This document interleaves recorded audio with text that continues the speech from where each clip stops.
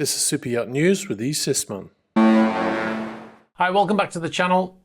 So we've been following reporting in the Guardian newspaper, and this is reference to a leading Western journalist who's long had a reputation for being one of Germany's top independent experts on Russia.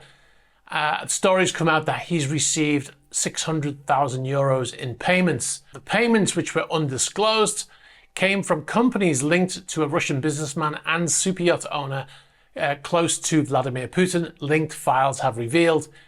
Now, the journalist that's been reported here, his name is Hubert Seipel.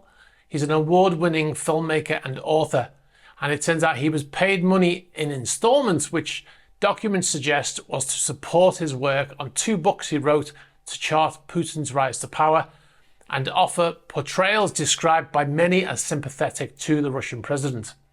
He's one of the few journalists anywhere to have had direct and regular contact with the Russian leader. Seipel, who by his own admission has met Putin almost 100 times, has acknowledged receiving money from accounts linked to the oligarch Alexei Mordashov, a steel and banking magnate placed under sanctions last year for his close ties to the Kremlin. The information in the newspaper article came from the Cyprus Confidential project, which is kind of like the Panama Papers, if you know what that is. It's a cache of 3.5 million records leaked to the International Consortium of Investigative Journalists and Germany's paper Trail Media. They shared access with The Guardian, and that's how they came up with this reporting. Now, the documents contain details of payments totaling 600,000 euros, which appear to be connected to the second book. Seipel wrote 2 books about Vladimir Putin. This was supposedly connected to the second book. Now, Seipel confirmed he'd received support from Mordashov, saying his support relates exclusively to the book projects. He stressed he had remained impartial, saying, "I always set clear legal boundaries that guaranteed my independence." Now, who is Alexei Mordashov, Putin's ally, as he's referred to in the Guardian newspaper? He owns Motor Yacht Nord. It's that massive 142-meter yacht that fled to Vladivostok at the outbreak of the war in Ukraine and has been trying to hide their location ever since, when in waters most likely considered unfriendly. You know, we've been tracking the vessel switching off AIS whenever it suits the crew. So the yacht was last seen in Abu Dhabi about a week ago. He also owns Motor Yacht Lady M, a 65-meter yacht arrested in Imperia in Italy in 2022, which has been held there ever since. We've done a number of videos on that subject. The EU described Mordashov in its sanctions press release and notice as one of Putin's elite who was benefiting from his links with Russian decision makers. He was the largest shareholder in TUI, Europe's biggest tour operator, an investment currently frozen because of the sanctions. The Cyprus files include an agreement titled Deed of Sponsorship, signed in March 2018 by Seipel and by a director of a British Virgin Islands registered company called Divere Worldwide Corporation. The documents from this time period list the ultimate owner of Divere as a high-ranking manager in Mordashov's Sevastopol group. So a few things to take away from this story. One of them is payments limit impartiality.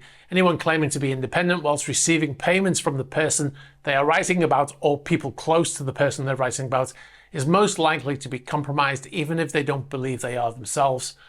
Writing something negative about someone who's given you money, even if you do write that negative thing, you're most likely going to put it in the most positive way you can because you know that they're paying you money, right?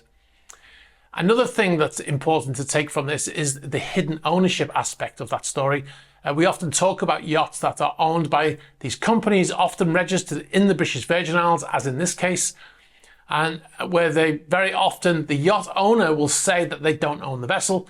Now, we often get lawyers' letters saying the yacht is not owned by a person that we've mentioned in a previous video. But this is a clear example of how that ownership can be hidden, and then lawyers can take advantage of the fact that the person's name is not listed anywhere, even though the person is clearly calling the shots. In this case, the report suggests that the owner of the company making the payments to Seipel was an employee working in one of Mordashov's companies. So Mordashov's name is not listed anywhere in that company, but he is ultimately in charge of that person who's making those payments. And in this case, Seipel admitted that he was working with Mordashov. So, that proves that Mordashov is in control of that company, regardless of the fact that his name is not on that list. The journalist Seipel initially denied receiving the payments, but later admitted to it. And the book publisher, which he already had a contract with, didn't know about the payments. And the deed that resulted in the payments stated he was free to work independently. However, knowing what you know now, would you trust the book to be independent and unbiased? Okay, we'll move on to the next story. So we've got some footage here of the first Amels 80 model arriving in the Netherlands, ready for outfitting. As you might expect, the yacht is an 80 metre Amels 80, which is 261 feet, and it's the first of a kind built by Amels, and should be able to accommodate 14 guests and 20 crew. Amels say this yacht is future-proof and will be built with sustainable materials and leverage the most suitable and innovative hybrid technology available today. Now, the vessel is 2,175 gross tons and features the largest top deck in her class, as well as an impressive beach club, and she offers everything from an 80-metre yacht and more. That's another quote from Amels. The yacht is scheduled to be completed in 2025. All right, so it's that time of year when super yachts are heading out of Europe looking for sunnier climates. Gone is the weather in the Med, and most yachts are heading west. As you can see from this AAS data in the Atlantic looks rather busy right now. Now, vessels in pink are pleasure craft or motor yachts, sailing yachts. And as you can see, they are mostly heading in a western direction towards the Caribbean. Now, most vessels will refuel in Gibraltar before starting the approximately 3,400 nautical mile journey across the ocean. Not only will they refuel in Gibraltar, but they'll also stock up on food. And Gibraltar is a very popular place because the English supermarkets there, as many of the crew are British, and it's a great place to get all the favourite British things, you know, that are brought straight in there from the UK. But it's incredible to see so many yachts seemingly filling up the Atlantic Ocean, all heading in the same direction. Of course, if you were there on one of those boats, it would not look like that to you. You probably would not see another yacht in the entire crossing, and probably only see another vessel of any kind, very occasionally at best. I mean, this is going from my own experience. In fact, if you want to see what it's like to do a crossing of the Atlantic, join us on the Patreon channel and you can watch the 10-part vlog filmed on board a super yacht. All right, so we'll move on. We've got a YotSpot here. It's one of the Eastman Sea Dogs, Troy from City Center Yachts in Miami. Spotted motor yacht Savannah. This is in Pier 66 in Florida. Now, the yacht is an 83.5 meter, which is 274 foot yacht built in 2015 by Fedship. 2,300 gross tons, a top speed of 17 knots. Carries 12 guests and a crew of about 22. And the original price was about $140 million. As you can see the footage here, there's some people in the pool, but all of the furniture is covered in canvas, which suggests that it's actually the crew using the pool here. They'd never have guests on board and have the canvas covers over the furniture like that. So I guess it's some downtime for the crew. Nothing wrong with that, I suppose, if they have permission from the owner to use it.